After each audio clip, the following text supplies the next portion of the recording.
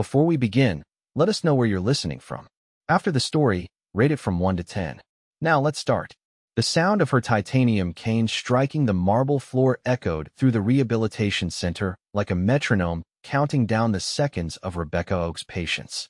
Everyone knew her not as Rebecca, but as R.J. Oaks, the 34-year-old CEO who had transformed a failing tech startup into Oaks Innovations, now valued at over $2 billion.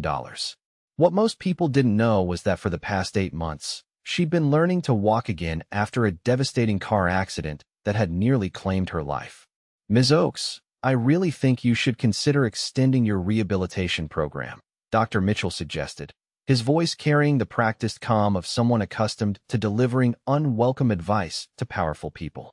Rebecca's steel-gray eyes narrowed. I've given you 6 months longer than I initially agreed to. My company needs me back full-time, not this 3-day-a-week arrangement. Your progress has been remarkable, but my progress has plateaued, she interrupted, leaning more heavily on her cane than she would have liked. I'm walking. That's enough. Dr. Mitchell's face showed the resignation of a battle already lost. Very well. I'll sign your discharge papers. But please consider private therapy. I'll have my assistant look into it. She wouldn't. Rebecca had already decided that whatever progress she'd made would have to be sufficient. The board was getting restless, and whispers of replacing her had begun circulating. 8 months of partial absence had made some forget just who had built Oaks Innovations from nothing. As she made her way toward the exit, Rebecca noticed a young man watching her from the waiting area. Unlike the other physical therapists who wore the center's navy uniform, he was dressed in worn jeans and a simple button-up shirt with rolled sleeves. There was something oddly familiar about him. Ms. Oaks, he called out, standing as she approached. He was tall, with earnest brown eyes and the kind of smile that suggested genuine warmth rather than professional courtesy. I'm Ethan Fischer.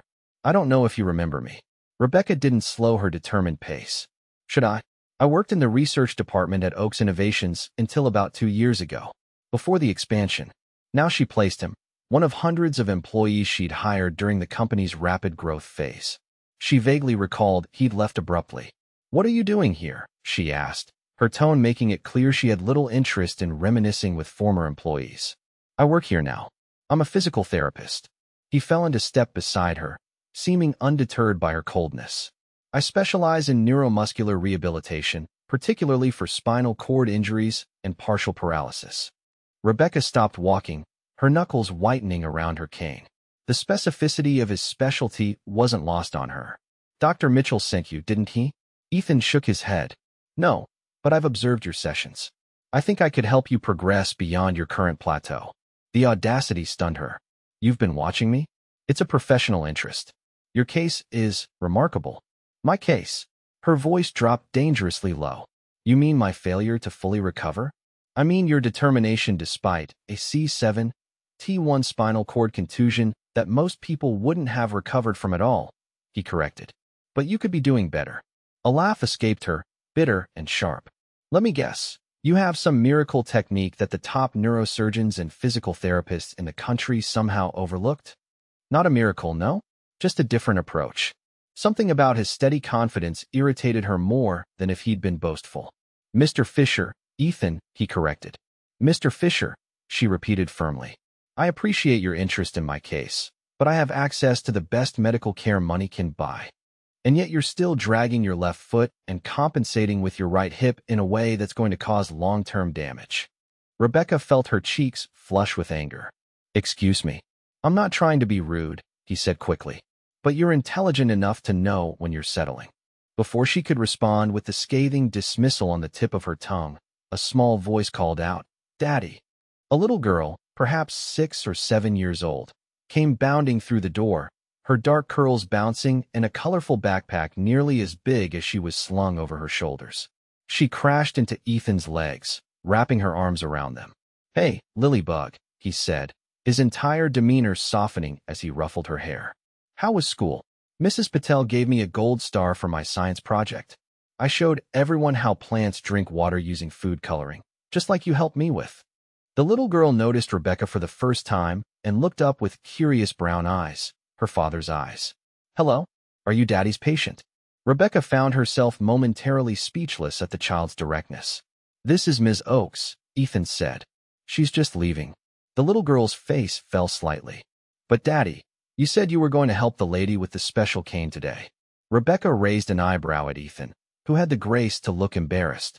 I might have mentioned to Lily that I was hoping to speak with you, he admitted. She knows I've been working on some new techniques. New techniques? Rebecca echoed skeptically. Lily nodded enthusiastically. Daddy helps people walk again when other doctors give up. He's the best fixer in the world. There was such absolute conviction in the child's voice that Rebecca almost envied her unwavering faith. It had been a long time since she'd believed in anything with such certainty. I'm sure your father is very good at his job, Rebecca said, surprising herself with the gentleness in her tone. But I'm not looking for a new physical therapist right now. Ethan knelt down to his daughter's level. Lily, can you go sit in the waiting room for a few minutes? I need to finish talking with Ms. Oakes. The little girl glanced between them, then nodded solemnly. Okay, but don't forget we have to get groceries before ballet. I won't forget, he promised, watching her skip back toward the waiting area. When he turned back to Rebecca, his expression was more serious. I'm sorry for being presumptuous. I know you don't know me, but I've developed a treatment protocol specifically for injuries like yours. It's been remarkably successful with my other patients. And why aren't you publishing this miraculous protocol? She challenged. I am. The research is ongoing, but the preliminary paper is being reviewed for the Journal of Neurological Physical Therapy. His eyes met hers directly. Ms. Oakes, I'm not claiming to have a miracle cure. What I'm offering is the possibility of improvement beyond what you've achieved so far. Rebecca studied him, trying to discern his angle. In her experience, everyone wanted something from her. Money, connections, influence. What's in it for you? The question seemed to catch him off guard. Excuse me. Why are you so interested in my case specifically? Is it because I'm a potential investor for your research? Or maybe you're looking to get your old job back with better terms? To her surprise, Ethan laughed. I left Oakes Innovations because the research environment wasn't right for me. I have no interest in returning to tech. As for investment, he shrugged. The clinic funds my research. I'm doing fine. She glanced pointedly at his worn shoes and the frayed edge of his shirt cuff. Clearly, his smile faded. Not everyone measures success in dollars, Ms. Oakes. So you claim to want nothing from me? I didn't say that. He reached into his pocket and pulled out a business card. What I want is for you to consider allowing me to help you achieve full recovery. 6 sessions. If you don't see measurable improvement, you walk away, hopefully better than you're walking now. Rebecca took the card, examining it. Simple, no-nonsense design with his name, credentials, and contact information. And if I do see improvement, then we continue until you're satisfied with your progress. She slipped the card into her pocket, not committing either way. I'll think about it. That's all I'm asking. He glanced toward the waiting room where Lily was now drawing in a notebook, her tongue stuck out in concentration. I should get going. Ballet waits for no man.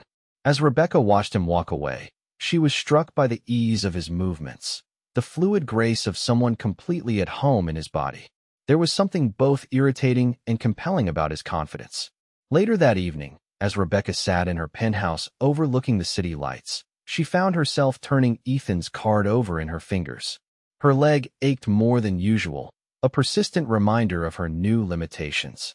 The thought of remaining dependent on her cane indefinitely filled her with a quiet dread she rarely acknowledged. She pulled out her phone and sent a text to her assistant. Run a background check on Ethan Fischer, physical therapist. The response came within the hour, a thorough dossier that painted a picture of a man whose life had taken unexpected turns. Ethan Fischer, 36, former biomedical engineer at Oakes Innovations. PhD in biomedical engineering from MIT.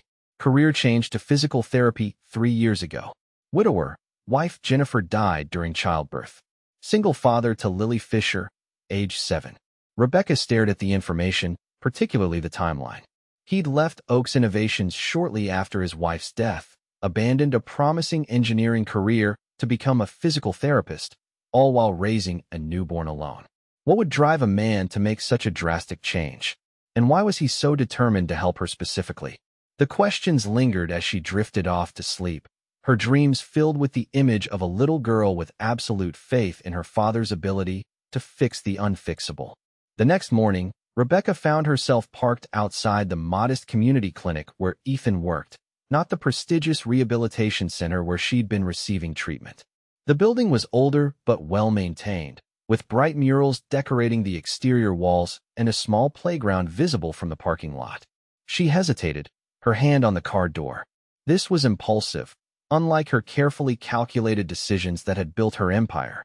But something about Ethan Fischer's quiet confidence had gotten under her skin.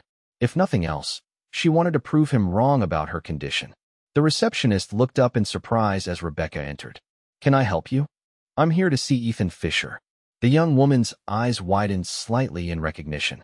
"Do you have an appointment, Ms. Oakes?" "No, but I suspect he'll see me anyway." The receptionist picked up the phone, speaking quietly before hanging up. "He's just finishing with a patient. He'll be with you in about 10 minutes. Would you like to wait in his office?"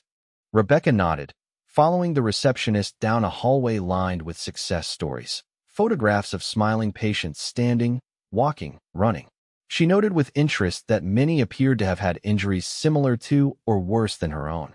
Ethan's office was small but organized, with medical textbooks and journals neatly arranged on bookshelves. A child's drawing hung framed on one wall, stick figures labeled Daddy and Lily standing next to what appeared to be a stick figure in a wheelchair, now standing upright. "Sorry to keep you waiting." Rebecca turned to find Ethan in the doorway, surprise evident in his expression. "I didn't expect to see you so soon," he said, closing the door behind him. "I don't like wasting time," she replied. "You made some bold claims yesterday." "I did." He gestured to the chair opposite his desk. "Please sit." Rebecca remained standing. "Before I consider your offer, I want to know why you left Oaks Innovations. The real reason."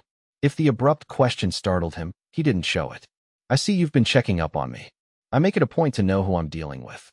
Ethan leaned against his desk, arms folded. The official reason was personal circumstances requiring a career change. And the unofficial reason?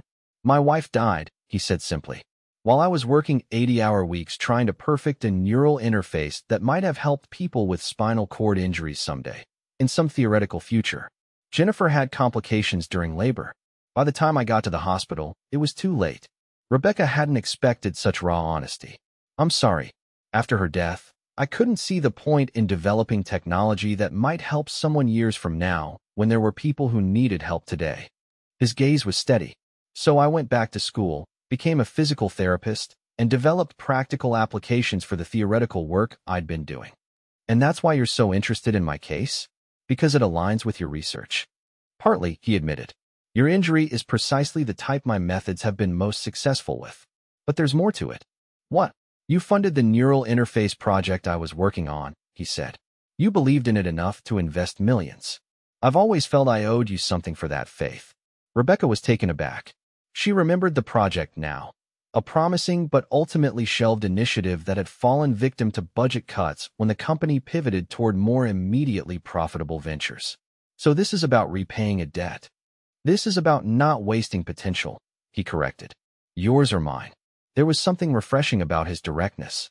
In Rebecca's world of corporate maneuvering and political doublespeak, genuine straightforwardness was rare. "All right, Mr. Fischer." "Ethan," he interrupted. "If we're going to work together, it's Ethan." "I haven't agreed to that yet." "But you will," he said with that infuriating confidence. "Because you didn't drive across town at 8 a.m. to tell me no."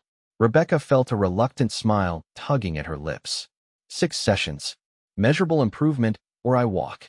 Preferably without dragging your left foot, he added with a hint of a smile. "When do we start?" "How about now?" He stood and opened the door. "I have an hour before my next patient." What followed was unlike any physical therapy session Rebecca had experienced before. Instead of focusing solely on strengthening exercises, Ethan began with a comprehensive neurological assessment, testing not just her mobility, but her proprioception, her body's awareness of its position in space. "Your brain hasn't fully remapped the neural pathways to your left leg," he explained as he guided her through a series of movements. "It's still operating on assumptions from before the injury." "My previous therapists explained this," Rebecca said, trying not to wince as he manipulated her leg into a challenging position. "Yes, but they've been trying to strengthen the existing pathways. I want to create new ones."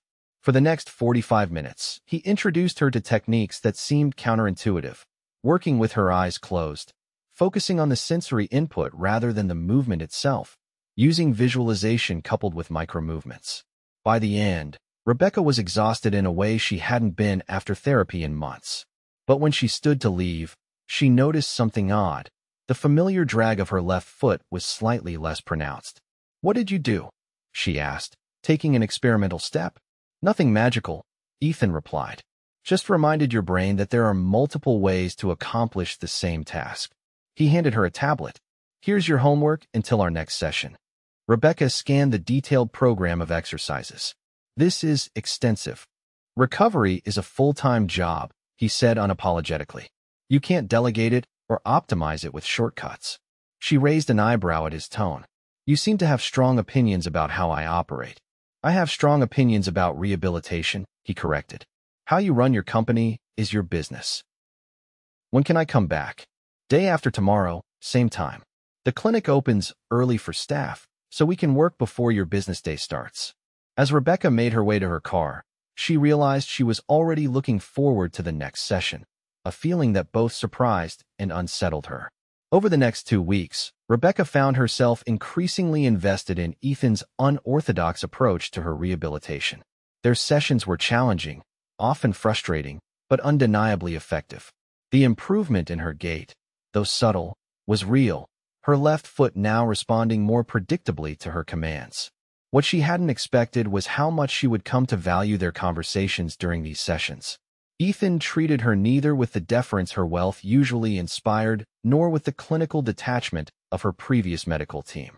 He spoke to her as an equal, challenging her assumptions about her recovery and, occasionally, about life.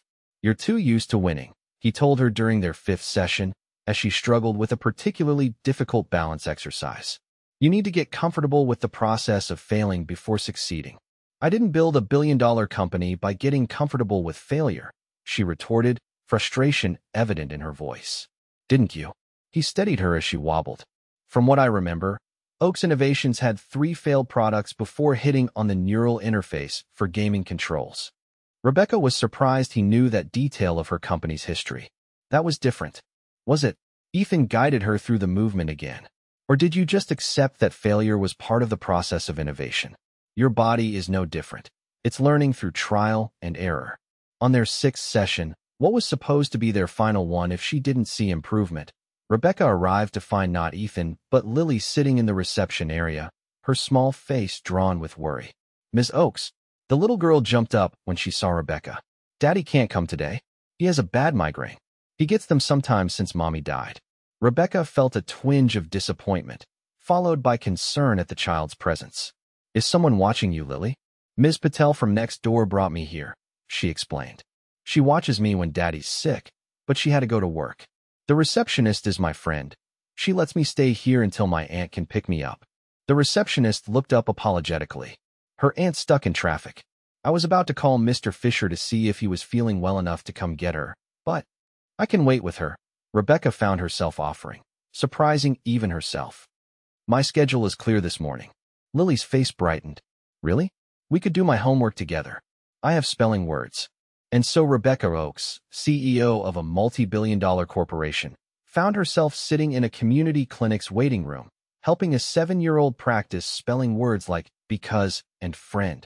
"Daddy says you're getting better at walking," Lily remarked as she carefully wrote out her words. "I am," Rebecca admitted. "Your father is very good at his job." "He's the best," Lily nodded solemnly. "He says you work too hard, though." Rebecca raised an eyebrow. "Does he?" Hum. "He says you're the most determined person he's ever met, but you don't know how to rest." Lily looked up, her brown eyes serious. "Do you know how to play?" The question caught Rebecca off guard. When was the last time she'd done anything purely for enjoyment? I'm usually quite busy." "That's sad," Lily said with the brutal honesty of childhood. "Daddy says playing is how we learn best. That's why he makes exercises into games for his patients." Rebecca thought about their sessions, realizing that Ethan did indeed incorporate elements of play into even the most challenging exercises, small competitions, visual imagery that made her smile despite herself, moments of levity amid the hard work. Their conversation was interrupted by a harried-looking woman rushing through the door. "Lily, I'm so sorry I'm late." "Aunt Sarah." Lily jumped up, gathering her schoolwork. "This is Ms. Oakes. She's Daddy's special patient." Sarah's eyes widened in recognition. "Ms. Oakes, I'm Sarah Fischer, Ethan's sister-in-law. Thank you for staying with Lily." "It was no trouble," Rebecca said, surprised to realize she meant it. "Lily was just helping me understand some of your brother-in-law's rehabilitation philosophy." Sarah smiled. Ethan would be mortified to know his daughter was sharing his professional opinions. She took Lily's hand. "We should get going. Thank you again." As they turned to leave, Rebecca called after them. Tell him I'll see him for our next session." Lily beamed. "I knew you'd keep coming back. Daddy's the best fixer ever." That evening, Rebecca found herself thinking about Ethan and Lily, about the life they'd built after such devastating loss. Despite his obvious financial constraints, Ethan seemed to have created something precious with his daughter. There was a warmth and authenticity to their relationship that made Rebecca aware of the emptiness of her own carefully curated life. Her penthouse was immaculate, filled with expensive art and designer furniture, yet devoid of the simple human touches that made Ethan's modest office feel alive. No child's drawings, no family photographs, no evidence of connection. On impulse, she reached for her phone and sent a text to the number on Ethan's business card. "Hope you're feeling better. Lily is quite the spelling champion." His response came a few minutes later. "Much better, thanks. And yes, she takes after her mother that way. Sorry about missing our session. We'll make it up next time," she replied, then added, "I've decided to continue treatment." The typing indicator disappeared, then reappeared before his message came through. "I'm glad. By the way, thank you for staying with Lily. She hasn't stopped talking about how you helped her with her homework." Rebecca found herself smiling at the thought. "She's a remarkable child." "She is," Ethan agreed, "though I may be biased." Their text conversation continued longer than Rebecca had intended, moving from Lily to rehabilitation to their shared interest in neural interface technology. It was nearly midnight when she realized how late it had gotten. She couldn't remember the last time she'd lost track of time talking with someone. The realization was both pleasant and unsettling. Over the next month, Rebecca's sessions with Ethan became the fixed point around which her schedule revolved. 3 mornings a week, she arrived at the clinic before dawn, working with him for an hour before heading to her office. The improvements in her mobility were becoming noticeable to others. Her executive assistant commented on her more confident stride. Board members remarked on her increased energy in meetings. Rebecca found herself relying less on her cane, using it primarily for balance rather than support. What she couldn't explain to anyone was how these sessions were changing more than just her physical capabilities. Something about Ethan's approach to life, his unwavering belief in the possibility of improvement, his ability to find joy in small victories, was affecting her perspective. "Why did you become a physical therapist specifically?" she asked him one morning as they worked through a new series of balance exercises. "You could have chosen any medical field." Ethan supported her arm as she stood on an unstable platform. "I like the directness of it," he said. "The hands-on problem-solving. And I like that recovery isn't just physical, it's psychological, emotional. You can't separate the person from the body. Is that why your methods are so different?" "Partly." He adjusted her stance slightly. "Traditional rehabilitation tends to focus on compensating for what's lost. I'm more interested in rediscovering what seems lost but might just be dormant." The words resonated with Rebecca in unexpected ways. What else in her life had she written off as permanently lost? What capabilities, what feelings had she declared dormant without truly trying to reawaken them? As their professional relationship deepened, Rebecca found herself increasingly curious about Ethan's personal life. She learned through their conversations that he lived in a small house near the clinic, that he coached Lily's soccer team on weekends, that he was writing a book about his rehabilitation techniques when he could find the time between patients and parenting. One rainy Tuesday, she arrived at the clinic to find Ethan looking particularly exhausted, dark circles under his eyes. "Rough night?" she asked as they began their session. "Lily had a fever," he explained, stifling a yawn. "Nothing serious, just a virus going around her school, but she was up most of the night." "We could reschedule," Rebecca offered, noticing how he seemed to be moving on autopilot. "No need. I've worked through worse." He attempted a smile that didn't quite reach his eyes. Besides, consistency is key in rehabilitation. But halfway through their session, It became clear that Ethan was struggling to focus. When he nearly tripped while demonstrating a movement, Rebecca made an executive decision. "That's enough for today," she said firmly. "We still have 20 minutes, which we're going to spend getting coffee," she interrupted. "There's a cafe around the corner. You look like you could use the caffeine, and frankly, your judgment is impaired by exhaustion." To her surprise, Ethan didn't argue. "You might be right," he admitted, "though I should point out that my current state is not representative of my usual professional standards." "Noted," Rebecca said dryly. "Now grab your coat." The cafe was cozy and quiet at that early hour. They found a table by the window, watching the rain streak down the glass as they sipped their drinks, an elaborate espresso concoction for him. "My one vice," he'd admitted sheepishly, "and plain black coffee for her." "How's Lily feeling now?" Rebecca asked, finding that she genuinely cared about the answer. "Better. Her fever broke around for this morning." He ran a hand through his hair, which was already standing slightly on end. "My sister-in-law is with her today, thankfully. Sarah seems very involved in your lives." Ethan nodded. "She's been amazing. After Jennifer died, well, I was a mess. Sarah and her husband moved closer to help with Lily. They make sure she has a female presence in her life." Rebecca hesitated, then asked the question she'd been wondering about. "Do you ever think about dating again?"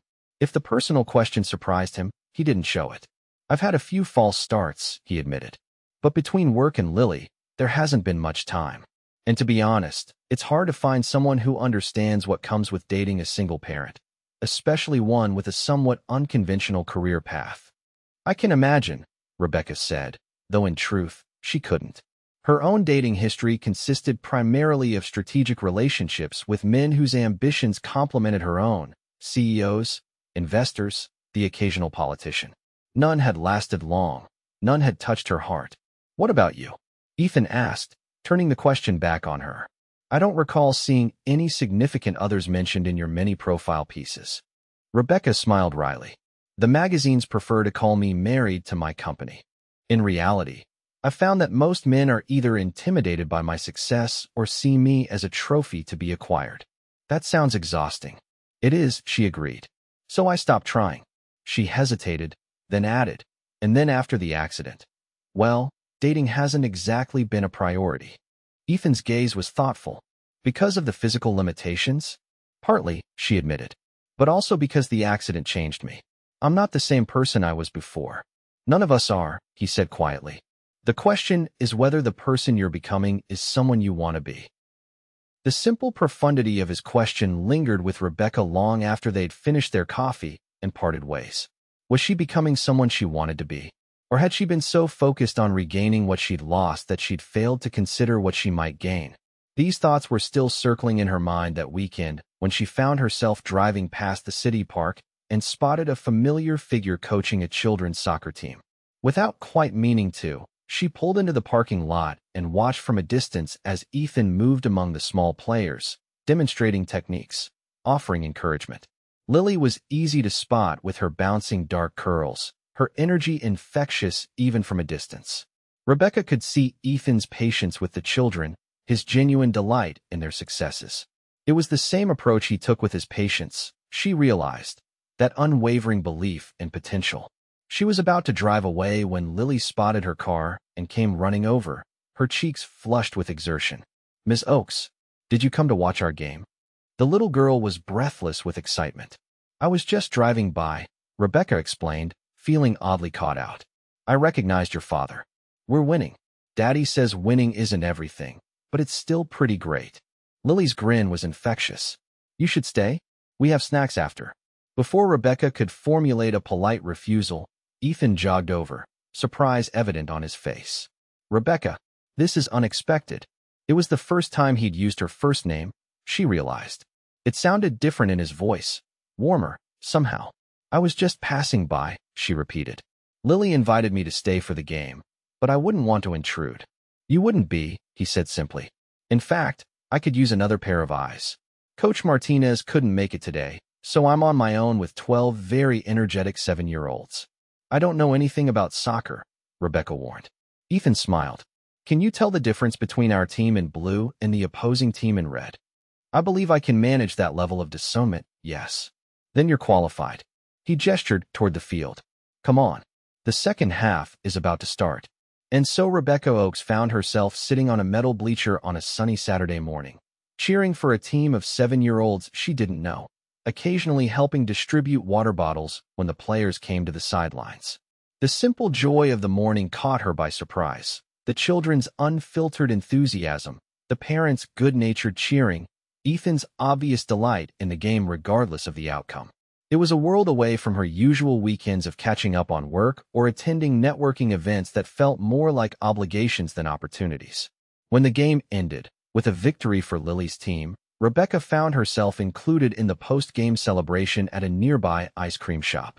She sat somewhat awkwardly at a table surrounded by chattering children and their curious parents, most of whom clearly recognized her but were too polite to make a fuss. You don't have to stay if this is too much, Ethan said quietly, sliding into the seat beside her. I know this probably isn't your usual scene. Rebecca watched as Lily proudly showed her teammates a trick with her napkin, her face alight with simple happiness. Actually, I'm enjoying myself, she admitted, surprising herself with the truth of it. It's been a long time since I did something just for the fun of it.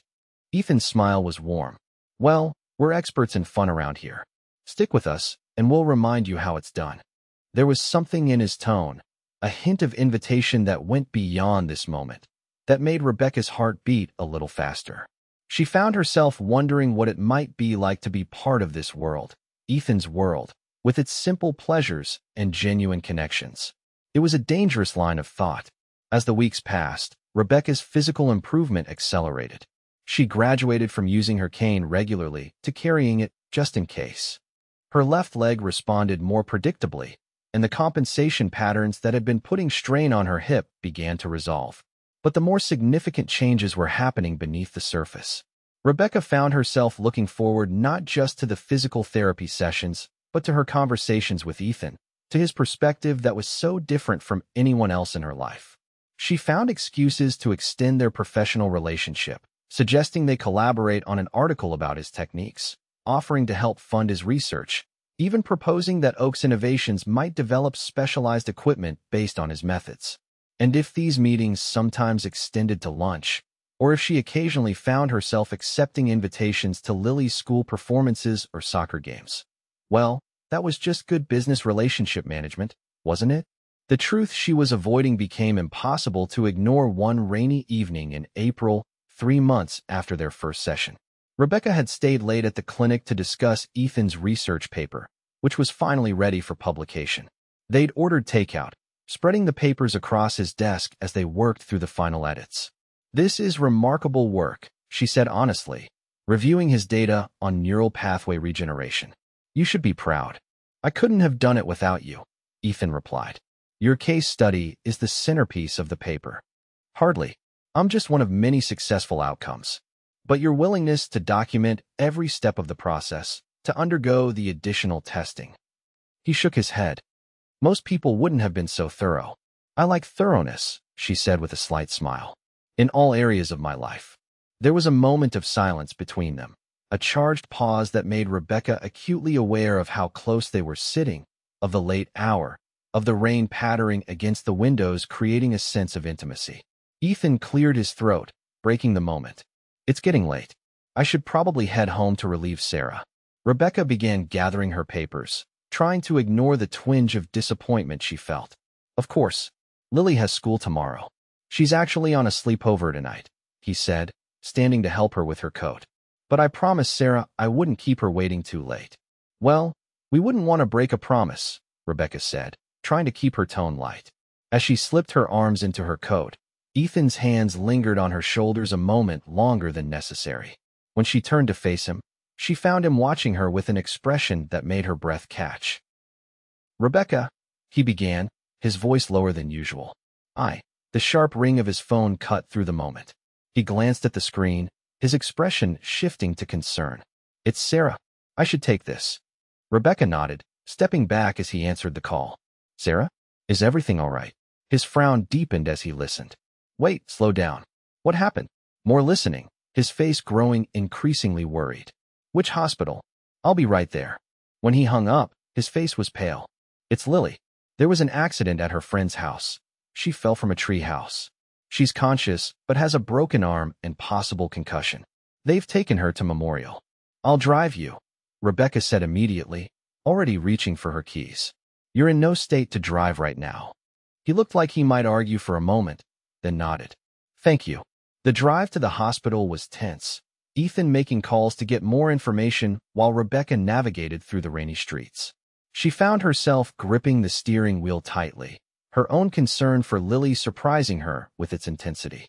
At the hospital, Rebecca expected to remain in the waiting room, but Ethan caught her hand as she started to step back. Please come with me, he said, his voice strained. I could use the support. They found Lily in the pediatric emergency department, her small face tear-streaked, but brave. Her left arm was splinted, and a nurse was checking her pupils with a penlight. Daddy, she cried when she saw him, reaching out with her good arm. Ethan was at her side in an instant, carefully embracing her.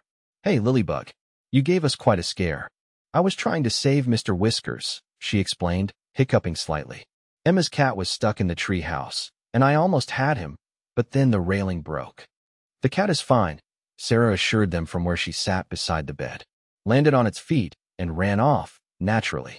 Lily noticed Rebecca for the first time. Miss Oakes, you came too. Of course, Rebecca said, surprised by the thickness in her own voice. I had to make sure you were okay. The next few hours were a blur of doctors, x-rays, and forms. The diagnosis was relatively good news. A clean break that wouldn't require surgery, and a mild concussion that warranted overnight observation but wasn't cause for serious concern.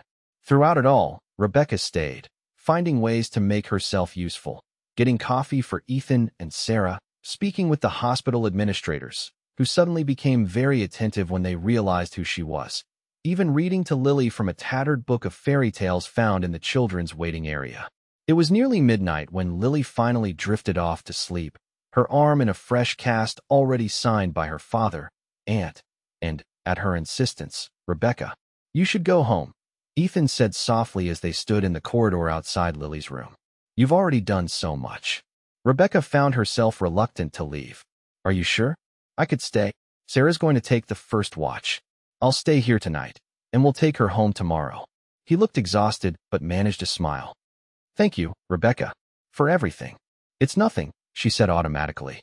No, he corrected gently. It's everything. The way you were with Lily tonight. I've never seen that side of you before. Rebecca felt unexpectedly vulnerable under his gaze. She's a special child. She is, he agreed. And you're a special woman. Before she could respond, he leaned forward and pressed a soft, brief kiss to her cheek. Good night, Rebecca.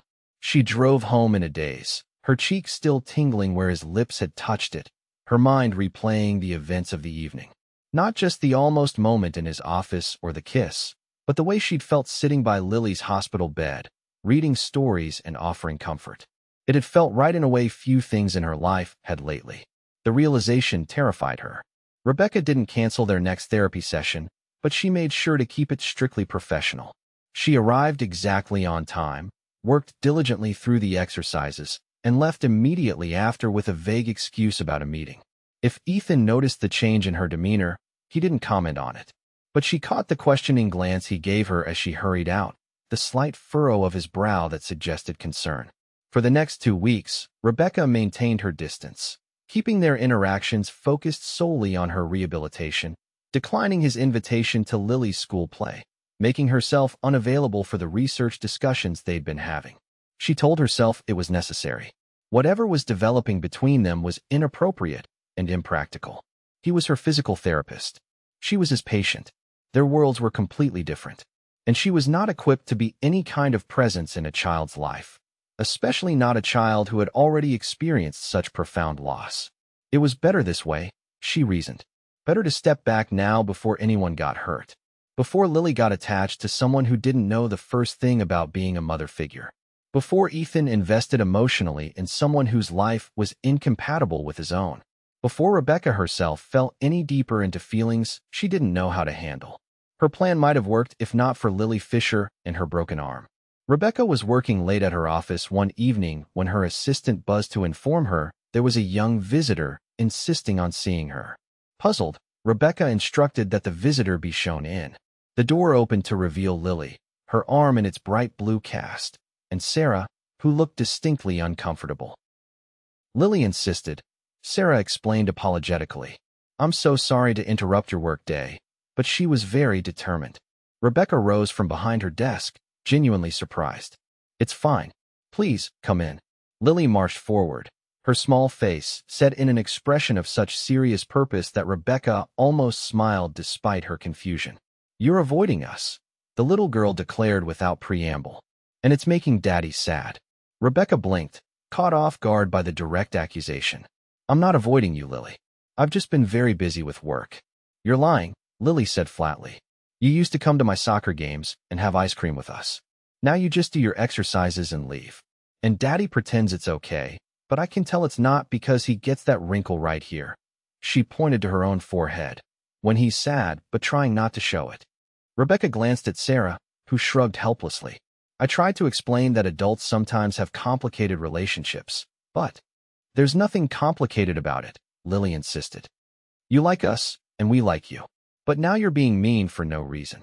The simple assessment hit Rebecca with unexpected force. Was that what she was doing? Being mean for no reason? Lily. She began carefully, kneeling to the child's level. I'm not trying to be mean. Sometimes adults need to create boundaries. What's a boundary? Rebecca paused, realizing how difficult it was to explain her actions in terms a 7-year-old would understand or accept. It's when people decide what kind of relationship they want to have with each other. And you decided you don't want to be our friend anymore, Lily concluded, her lower lip trembling slightly. No, that's not it. Rebecca felt a surge of panic at the sight of tears forming in those big brown eyes. I thought it might be confusing for you if I spent too much time with you and your dad. Why would that be confusing? Rebecca looked to Sarah for help, but the other woman merely raised an eyebrow, clearly interested in hearing the answer herself. Because Rebecca struggled to articulate her fears in a way that wouldn't sound insulting or presumptuous. Because I'm your father's patient, and it's important to keep certain professional boundaries. Lily considered this for a moment, then shook her head. That's a grown-up excuse. Daddy says those are the worst kind because they sound good but don't actually mean anything. Despite herself, Rebecca felt a smile tugging at her lips. Your father is a wise man. He is, Lily agreed solemnly. And he misses you. Not just as his patient. He misses you. The simple statement hung in the air between them, carrying more weight than all of Rebecca's sophisticated rationalizations. Did he send you here to tell me that? Rebecca asked softly. Lily's eyes widened. No, he doesn't know we came. He thinks we're buying groceries. Her expression grew worried. Please don't tell him. He'd be really mad at me for interfering. Interfering? That's what Aunt Sarah called it when I said we should come talk to you. Lily glanced at her aunt. She said adults need to work out their own problems, but then I cried. And she said maybe just this once it would be okay to interfere a little bit. Sarah had the grace to look slightly embarrassed. She's very persuasive when she wants to be. Rebecca found herself caught between amusement and genuine emotion. The fact that this child cared enough to confront her, to champion her father's happiness. Lily, she said carefully, I care about you and your father very much. But caring about people isn't always enough. Adult relationships are complicated. They're only complicated because grown-ups make them that way, Lily replied with the devastating clarity of childhood. If you like someone and they like you back, why can't it be simple? Why indeed? Rebecca thought. She'd spent the past 2 weeks constructing elaborate justifications for her withdrawal, professional ethics, lifestyle differences, her own emotional limitations. But stripped of all the adult complexity, the truth was as Lily had stated it. She liked them, and they liked her. Everything else was just fear disguised as reason. You're right, Rebecca said finally. I've been making things unnecessarily complicated. Lily's face brightened with hope. So you'll stop avoiding us? I will, Rebecca promised. But I need to talk to your father first. Alone. Okay, Lily agreed readily. He's at home tonight. He always makes spaghetti on Thursdays. Sarah checked her watch. Which reminds me, we should get those groceries if we want to be home before he starts wondering where we've been. As they prepared to leave, Lily threw her good arm around Rebecca in a quick, fierce hug. Thank you for not being mean anymore, she whispered. The simple embrace left Rebecca feeling both lighter and terrified. What was she getting herself into? After they left, Rebecca sat at her desk, staring into space. The decision to distance herself had been logical, calculated, the kind of choice she'd been making her entire career. The decision to reverse course felt riskier, more vulnerable than anything she'd done in years. But maybe that was the point. Her phone buzzed with a text message from an unknown number. "This is Sarah. In case you need Ethan's address, 742 Maple Lane. For what it's worth, I think you're exactly what they both need." Rebecca stared at the message, her heart pounding. Was she really considering this? Showing up unannounced at his home? What would she even say? Before she could talk herself out of it, she grabbed her keys and headed for the elevator. Ethan's house was exactly as she'd imagined it, a modest craftsman-style home on a quiet street lined with mature trees. The front yard was well-tended, with a small bicycle leaning against the porch and a soccer ball nestled among the flower beds. Rebecca sat in her car for several minutes, gathering her courage. This was so far outside her comfort zone that she could barely recognize herself. The Rebecca Oakes who had built Oakes Innovations through sheer determination and calculated risk wouldn't be sitting here, heart racing at the prospect of a difficult conversation. But perhaps that was the point. She wasn't just that Rebecca anymore. Finally, she made her way to the front door and rang the bell, her hand trembling slightly. When Ethan opened the door, his surprise was evident. "Rebecca?" "Hi," she said, suddenly feeling foolish. I hope I'm not interrupting your evening." "Not at all," he said, stepping back to let her in. "We just finished dinner. Lily's doing her homework in her room." The house was warm and lived in, with mismatched but comfortable furniture and walls covered in photographs and Lily's artwork. It smelled of tomato sauce and garlic bread, homey scents that made Rebecca realize how sterile her own living space was in comparison. "I need to talk to you," she said, forcing herself to meet his eyes. "About why I've been distant these past few weeks." Ethan's expression was unreadable. "All right, would you like to sit down?" They settled in the living room, Rebecca perched on the edge of a worn but comfortable couch, Ethan in an armchair across from her. "I've been trying to maintain professional boundaries," she began, the practiced explanation falling flat even to her own ears. "I understand," he said quietly. "Our relationship began as therapist and patient. It's natural to want to preserve that clarity." "That's not it," she admitted. "Or not all of it. The truth is, I was afraid." "Of what?" Rebecca took a deep breath. "Of how I feel when I'm with you and Lily. Of how easy it would be to want more than I have any right to ask for. Of disappointing you both when you realize I have no idea how to be part of a family." The words hung in the air between them, more honest than she'd intended to be. Ethan leaned forward, his expression softening. "Rebecca, you've never disappointed us. Quite the opposite." "You don't understand," she insisted.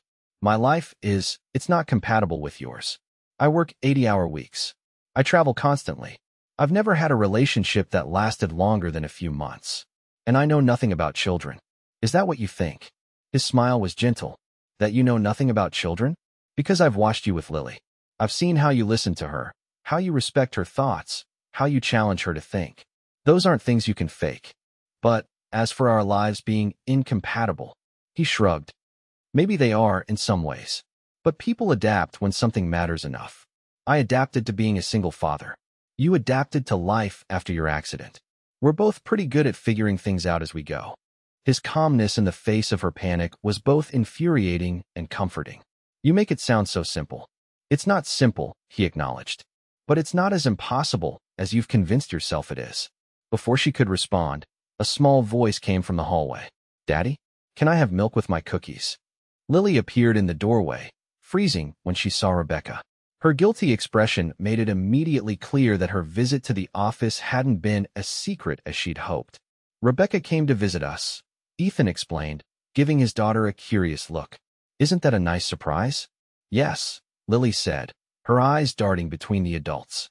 "A total surprise that I didn't know anything about." Rebecca had to bite her lip to keep from smiling at the child's transparent attempt at innocence.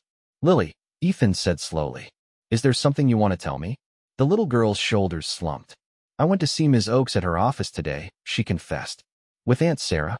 I told her she was being mean by avoiding us and making you sad." Ethan's expression cycled through surprise, embarrassment, and finally resignation. "I see. Are you mad?" Lily asked in a small voice. "Not mad. he assured her. But we'll have a talk later about respecting people's privacy and not interfering in adult relationships. So it is a relationship? Lily perked up, her concern forgotten. I knew it. Aunt Sarah owes me ice cream. Rebecca couldn't help it. She laughed, the tension of the moment broken by Lily's irrepressible spirit. Ethan shook his head, though his lips were twitching. Go get your milk and cookies, troublemaker. I'm still talking with Rebecca. Once Lily had scampered off, Ethan turned back to Rebecca with an apologetic smile. I'm sorry about that. She can be determined. I wonder where she gets that quality, Rebecca said dryly. Touché. His expression grew more serious. For what it's worth, she wasn't entirely wrong. I have missed you these past weeks. Rebecca felt her heart quicken. I've missed you too. Both of you. Then maybe we could stop overthinking this, he suggested. Maybe we could just see where it goes. The simplicity of the proposal was appealing. No grand declarations, no promises they couldn't keep, just an acknowledgement of what already existed between them and an openness to what might develop. I'd like that, Rebecca said softly. Ethan's smile was warm. Would you like to stay for cookies? Lily would be thrilled. I would, she found herself saying. But I should warn you, I'm terrible at baking. That's okay, he replied, standing and offering her his hand.